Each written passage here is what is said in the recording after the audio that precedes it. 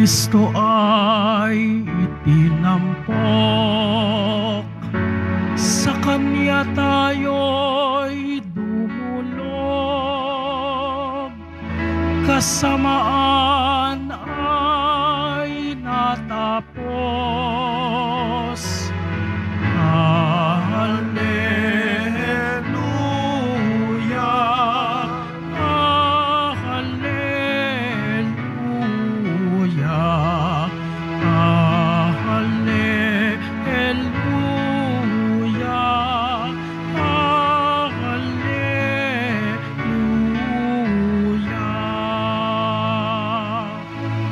Sumainyo ang Panginoon. At sumaiyo rin. Ang mabuting balita ng Panginoon ayon kay San Lucas. Papuri sa iyo, Panginoon.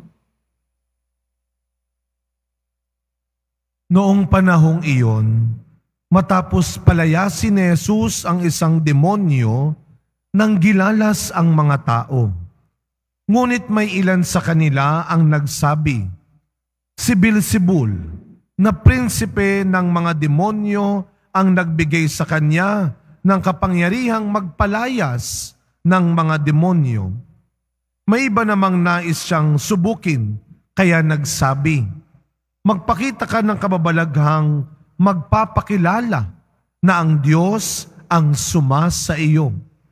Ngunit batid ni Jesus ang kanilang iniisip, kaya't sinabi sa kanila, babagsak ang bawat kahariang nahahati sa magkakalabang pangkat at mawawasak ang mga bahay roon.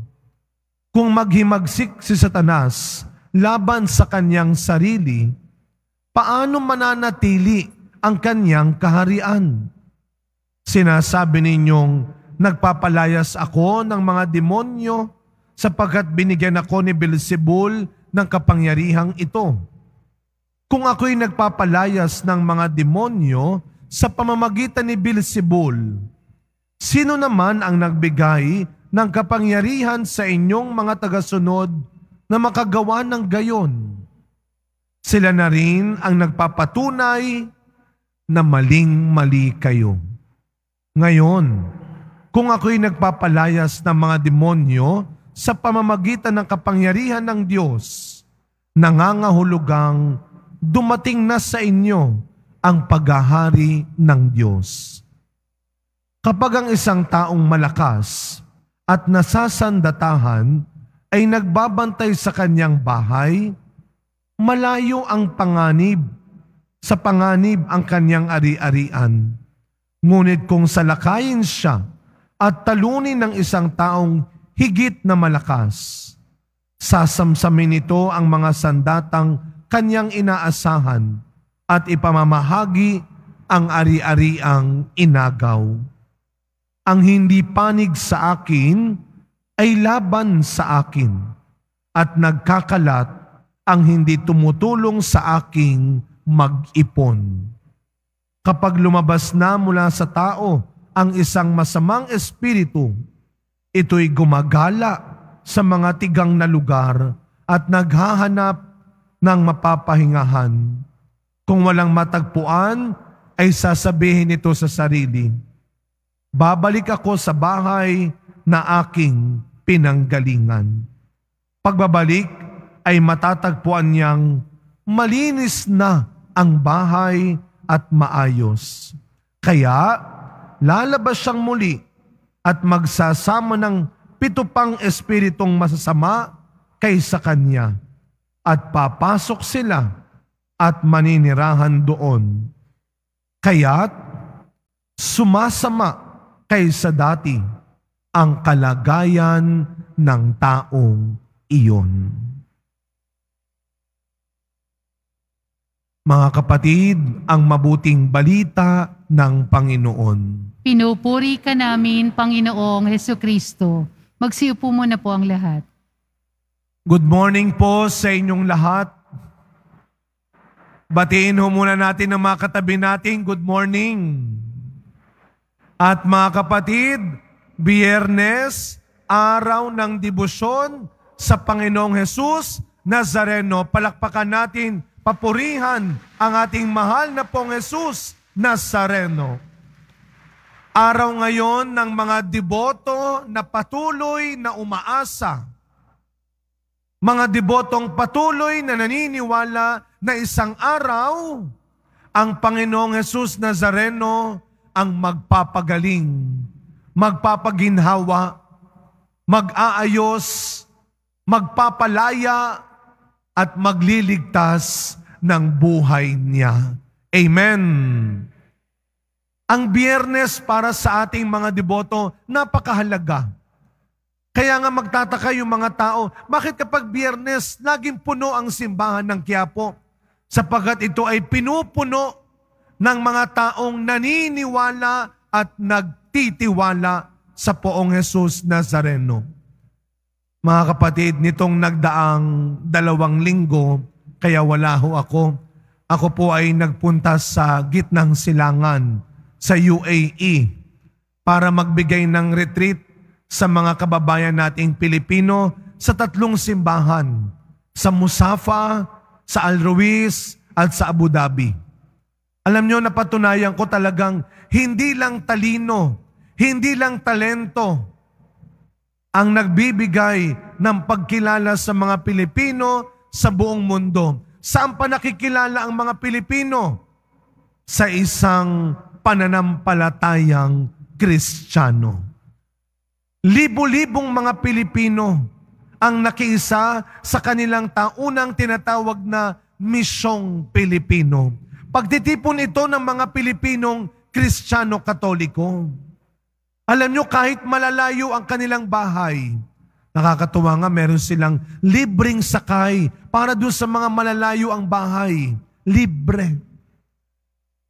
Pero kahanga-hanga itong ating mga naglilingkod dito sa Quiapo, itong mga volunteers natin, marami sa kanila, kagaya ninyo, pero kailangan nilang pumunta ng mas maaga, nakatira rin sila sa malalayong lugar. Pwede ho ba pasalamatan natin, palakpakan natin itong ating mga volunteers dito sa simbahan ng Quiapo. Malalayo rin ang lugar nila. At yung mga Pilipino doon sa UAE, kahit nagaling sila sa trabaho, may lumapit sa akin, sabi niya, alam mo Father, nagpaalam ako sa amo ko. Buti pinayagan ako. Kasi gabi yung aming retreat, 8 o'clock, 7:30. At kahit mainit ang panahon, nagbigay sila, hindi naghanap, nagbigay sila ng oras para sa Panginoon. Ganyan din tayong mga deboto. Nagbibigay kayo ng oras. Huwag kayong maghanap ng oras. Nakakalungkot minsan, tayong mga Kristiyano o tayong mga nandito sa isang Kristiyanong bansa. Dito sa bansa natin, kabi-kabila ang simbahan at mga kapilya. Paano pa nga ba tayo nagbibigay, hindi naghahanap ng oras para sa Diyos? Kung babalikan po natin ang unang pagbasa natin ngayon, kung uunawain nating mabuti ang aklat ni Propeta Joel, alam nyo, ito ay isang babala tungkol sa pagkawasak ng Jerusalem.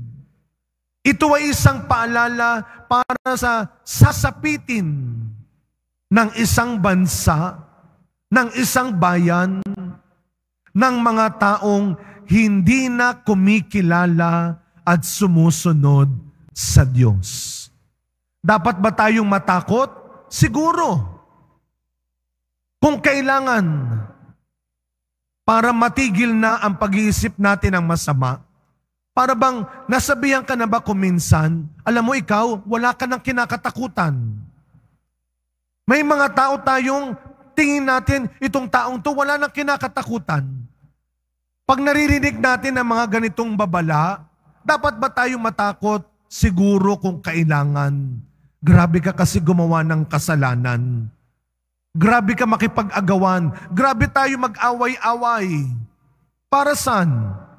Sa mga bagay na iiwan din natin sa mundo. Akala mo wala kang katapusan eh. Wala ka ng takot. Garapal ka na gumawa ng kasamaan. Kaya kung matatakot din tayo para mahinto na yung iniisip nating masama, para mahinto na yung ginagawa nating mali, mabuti pa nga.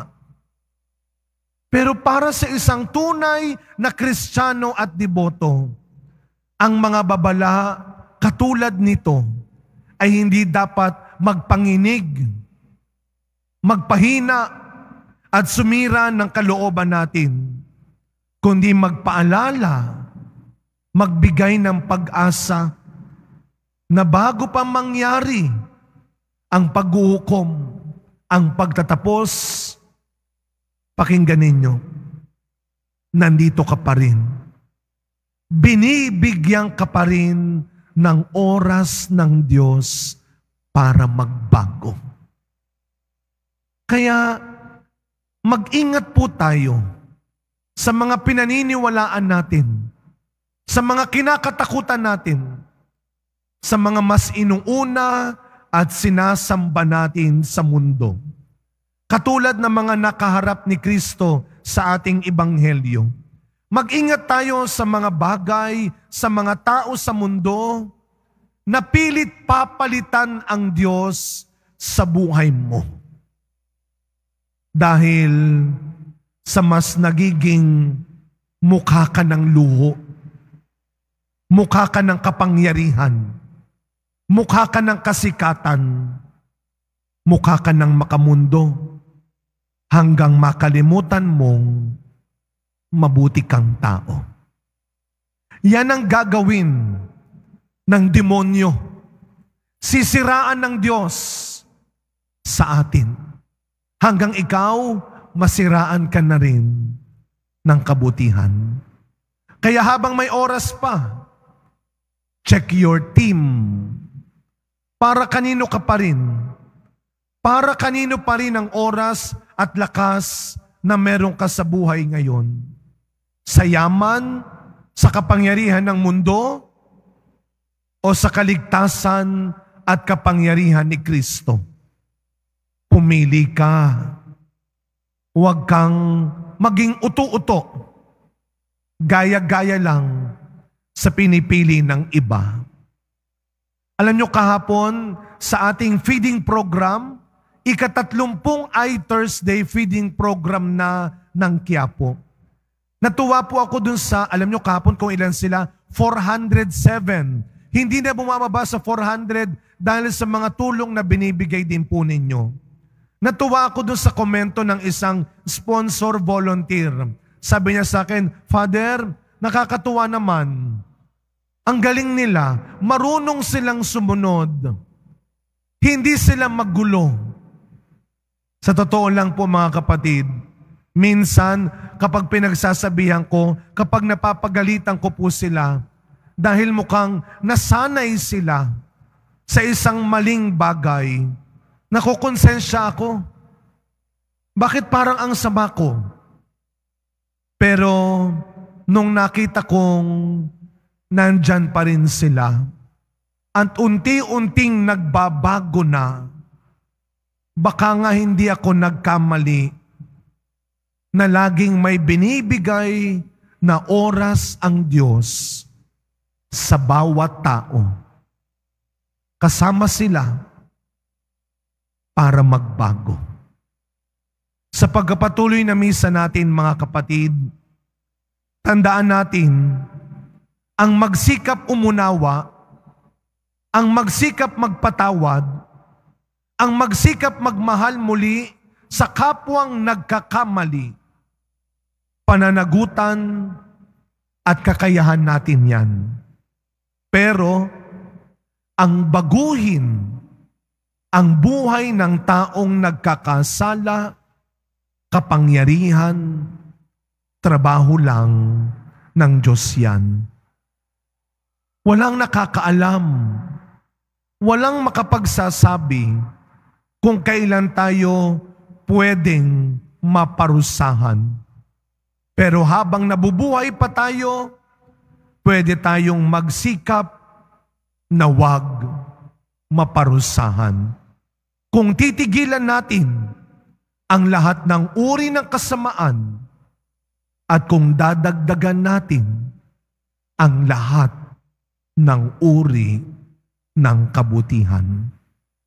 Huwag kang maghanap ng oras. Magbigay ka ng oras para magbago at maging mabuting tao. Amen.